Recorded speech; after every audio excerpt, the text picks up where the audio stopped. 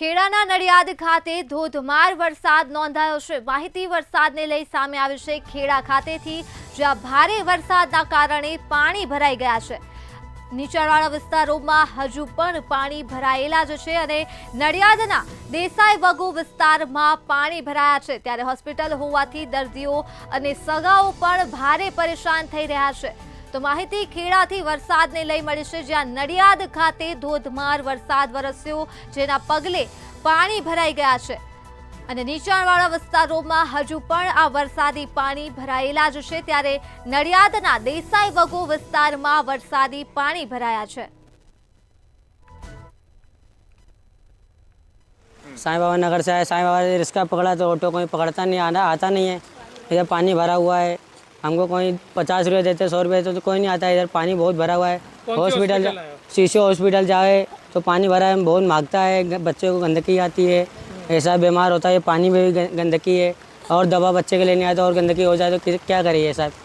क्या होता है हॉस्पिटल में? ऐसा थोड़ी नहीं होता है। भाड़ा में रिक्शा में आए, रिक्शा भी अंदर नहीं आने पाता है। बहुत दिन से तबीयत खराब है, 4-5 दिन से वापिस जा रहे, पानी भरेला है। इतना आता है, कभी इतना आता है। इसके लिए इधर आते भी बच्चा है, हमारा बच्चा बीमार है, क्या करे साहब? इधर तुम्हारी सुविधा है, तुम्हारी करो बस। શું નામ છે કાકા તમારું ને ક્યાંથી આવો છો તમે? ધર્મેશભાઈ પટેલ, સલૂણથી આવું છું। ધર્મેશભાઈ, આ કયો વિસ્તાર છે? શું સમસ્યા છે? આ નડિયાદના દેસાઈ વગો વિસ્તાર છે અને ત્યાં શિવમ હોસ્પિટલ છે। ત્યાં મારા પપ્પાને મેં એડમિટ કરેલા છે, જેમની ઉંમર 85 વર્ષ છે। છેલ્લા 3 દિવસથી સાહેબ આ વરસાદમાં આવી ખરાબ પરિસ્થિતિ છે અને એનો સામનો કરી અને કેળસમા પાણીમાં અમારે દવા જમવાનું લેવામાં બહુ તકલીફ પડે છે ઘણી। શું તમારું આખું નામ અને શું કામ કરો છો? મારું નામ રાકેશ ઠક્કર અને મારો અહીંયા આગળ મેડિકલ સ્ટોર છે। રાકેશભાઈ, આ કયો વિસ્તાર છે અને આ વિસ્તારમાં શું સમસ્યા? આ અમારો રબારીવાડ દેસાઈયોગો વિસ્તાર છે અને અમને આ વર્ષોથી જ્યારથી હું આવ્યો છું અહીંયા આગળ આ એરિયામાં આ પાણી ભરાવાની સમસ્યા છે, બરાબર। આખો દવાખાના એરિયા છે, બધા દર્દીઓ એટલા બધા હેરાન થાય છે। અહીંયા આગળ શૈશવ હોસ્પિટલ બાળકોની હોસ્પિટલ છે, નાના બાળકોને આટલું પાણી દોરીને જવું પડે છે, નથી કોઈ સાધન અહીંથી જઈ શકતું અને વૃદ્ધ વ્યક્તિ હોય તો એના જીવના જોખમે અહીંથી આ પાણીમાં પ્રસાર થઈ જાય છે। શું નામ છે કાકા તમારું? દેસાઈ વગો। શું નામ છે? દેવેશ અરવિંદભાઈ પટેલ। શું સમસ્યા છે આ વિસ્તારની અંદર?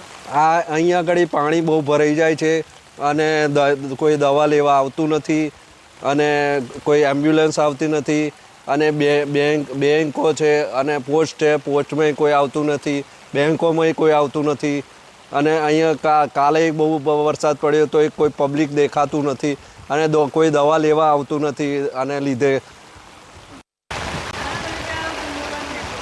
ખેડા જિલ્લામાં 2 દિવસથી અવિરત વરસાદ વરસી રહ્યો છે, ત્યારે નડિયાદના અનેક વિસ્તારોમાં પાણી ભરાયા છે।